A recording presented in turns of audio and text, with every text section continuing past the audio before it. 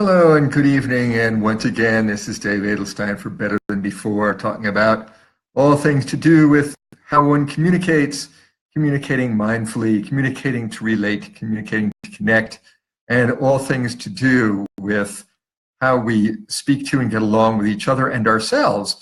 And today, oh, hello, Mary Alice. Who else is here? Oh, hi, Dory. Um, Today, I really thought I wanted to delve back in a little bit to the issue of, hi Mark, mindfulness, especially with regard to communication. I was listening to something today about how we communicate and how we get into trouble communicating because we listen so poorly. I've talked about this a number of times in the past, and it's not really so much anybody's fault they listen to poorly, or that they are bad listeners, or that I'm judging anyone for not listening to some kind of maximal level. But listening does take a lot of mental attention. Our minds are very treasonous. We want to be in a conversation.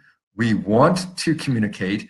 We want to understand what the other person says, and the person starts to talk, and we start thinking about the shopping list and how we have to pick the kids up from school and when the next bus is going to come and the things that we have to do tomorrow and what's on TV tonight. And we don't hear a single thing that they say. We don't hear anything. We just let our minds run loose all over the place, and our minds are not trustworthy. They're not well disciplined in this regard. They generate thoughts and feelings one after another, and they are not necessarily the thoughts and feelings that one needs to be a good listener.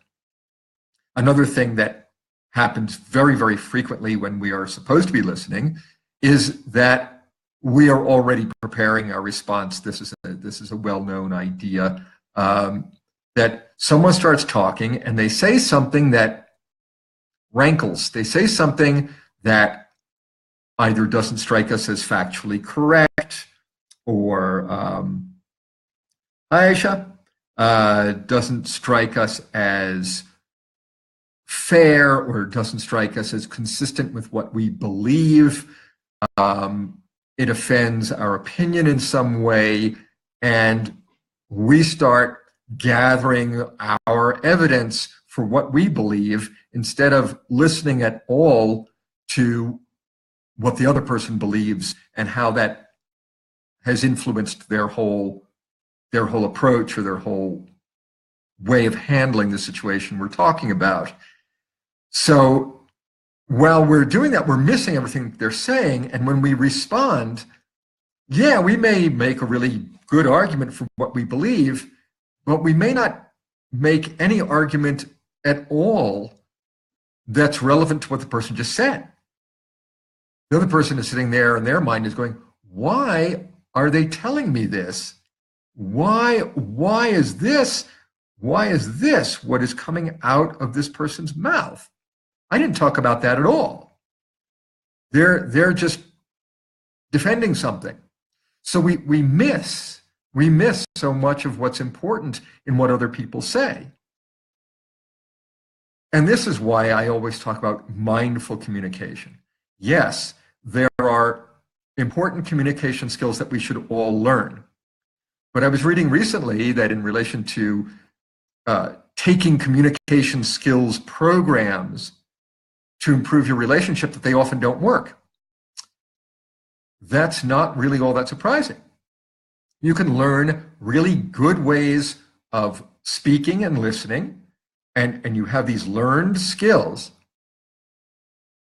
But when your partner starts talking and they hit an emotional trigger, or you start to feel afraid for the future of your relationship, or you start to feel that you're thrown on the defensive and you panic, your communication skills go right out the window.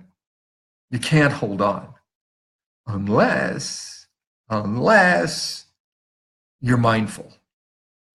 Unless you have enough presence of mind to say, wow, that comment really threw me back in the defensive, really made me start thinking about how wrong my partner sees me as being in this situation. I'm going to have to let this in so that I can respond in an appropriate way.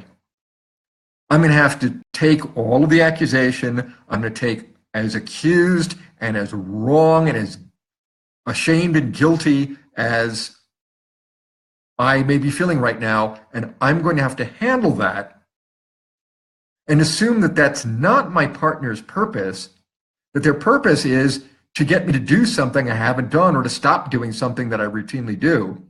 Their purpose is to get some kind of change out of me. It isn't necessarily to generate waves of guilt and shame. It isn't necessarily to threaten our relationship. I'm going to have to remain mindfully focused on what they're actually saying and not what my brain is generating as feeling or as thought, because these things are coming out of my own brain. And if I only listen to those things, I'm not going to get anything out of this conversation. Because this is another thing that our minds do. They draw us into internal monologues. They draw us into our own self-dialogue. And soon our brain is just talking to itself about a bunch of stuff that maybe we lived through in the past, is accumulated over the years, sensibilities and triggers that our partner has nothing to do with and isn't trying to trigger.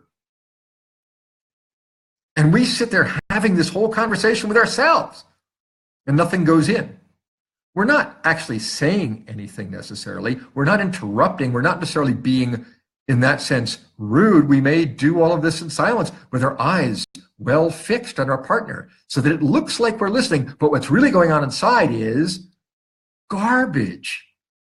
What's really happening inside our brains has nothing to do with the conversation and is in no way helpful. Mindful. We have to be mindful to communicate. It won't work otherwise. All the communication skills in the world, all the goodwill in the world, all the focused attention in the world, all our great desire not to judge won't last and won't hold up and won't work if we don't stay on top of the spew that our brain is churning out while someone else is trying to speak. So there we go. Think about it. The next time you have a conversation, your very next conversation, tune in. Note when you are starting to react to things prematurely and in an irrelevant or off-target way, and bring yourself back. Let it wash over you. You don't have to pick up every detail. That's not the law. You don't have to be able to repeat back word for word what your partner has said. But you do have to have the general idea. And it might be a good idea to check for understanding if you know that your mind has wandered a bit. So thanks for tuning in. I hope I've made some small contribution to the world communicating better today. Hola, Christian. I'm glad that you've been here. And if I can ever help you communicate just a little better, just let me know. If you've enjoyed this, please like and share it. This is Facebook, after all. This is the Facebook world. We like and share things all over the place. And that way, in some small way, you make it yours. It's good. I'll see you again tomorrow, probably sometime in the Ecuadorian afternoon when the light is bright and this video will come out well. Thanks so much for tuning in. Have a great weekend. See you tomorrow. Bye.